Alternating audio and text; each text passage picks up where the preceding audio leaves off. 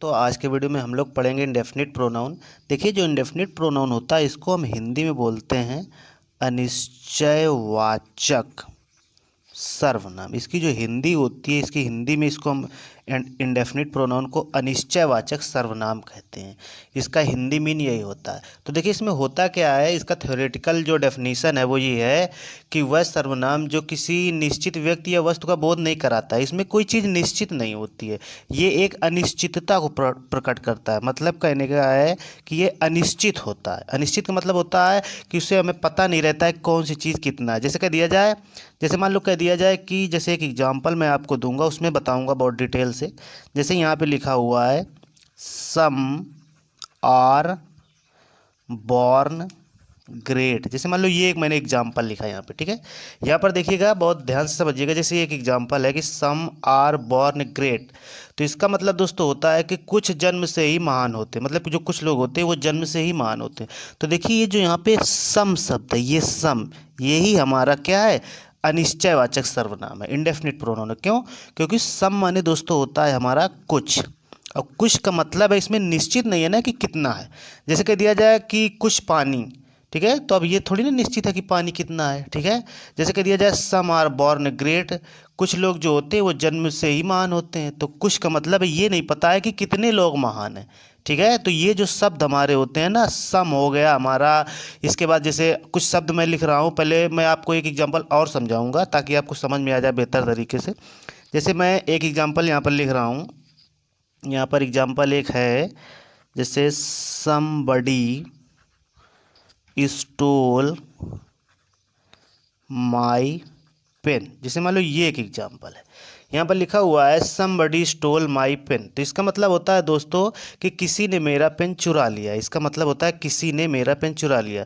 Somebody का मतलब होता है किसी ने, और किसी ने ही हमारा इंडेफिनिट प्रोनाउन है। क्यों?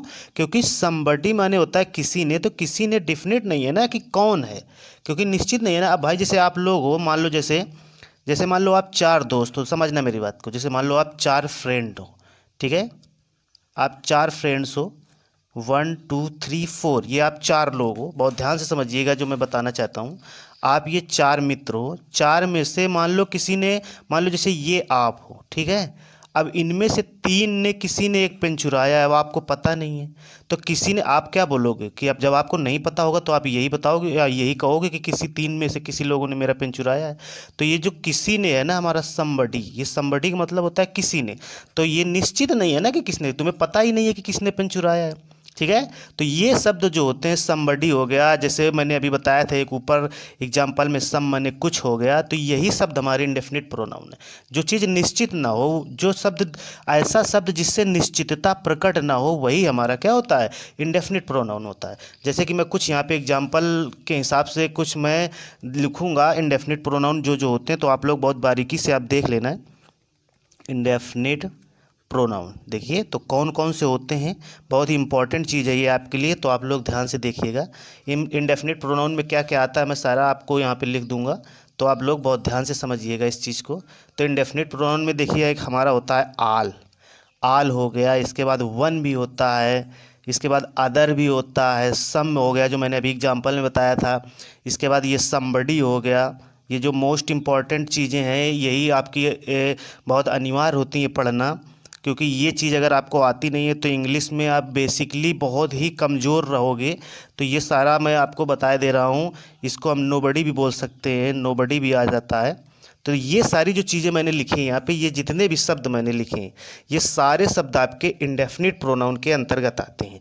ये सारे जितने भी शब्द हैं, ये सब किसी सेंटेंस में ये शब्द आएंगे आपके, तो वो इंडेफिनिट प्रोनाउन को दर्शाएगा। क्योंकि इंडेफिनिट प्रोनाउन, ये जितने भी शब्द हैं दोस्तों, ये सारे अनिश्चितता को प्रकट करते हैं। इनमें जितना भी शब्द है, इसमें कोई निश्चित नहीं होता है कि नहीं कोई चीज़ एकदम निश्चित मात्रा में है या निश्चित रूप से ली गई है, ठीक है। तो इतने ये जो सारे शब्द हैं, आप इनको बहुत अच्छे से नोटिस कीजिएगा। क्योंकि एग्जाम्पल देखो, जैसे मैंने मान लो जैसे ये एग्जाम्पल बताया यहाँ पे ये वाला कि समबडी स्टोल माई पेन।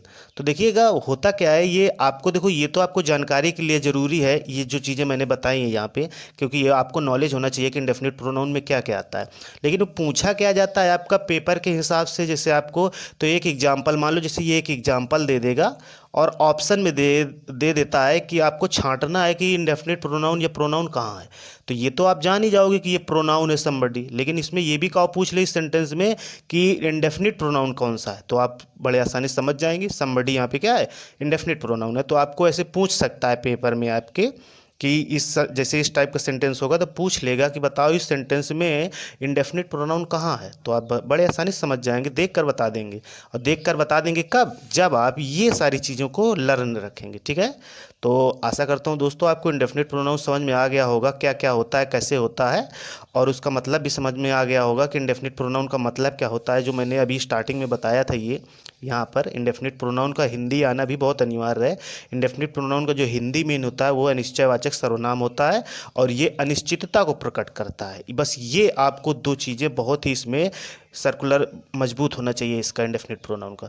तो आशा करता हूँ दोस्तों वीडियो समझ में आया होगा। अगर समझ में आया तो आप दोस्तों वीडियो को लाइक ज़रूर कीजिएगा, और चैनल पर बने रहने के लिए, इसी प्रकार की टिप्स पाने के लिए चैनल को सब्सक्राइब ज़रूर कीजिएगा। धन्यवाद।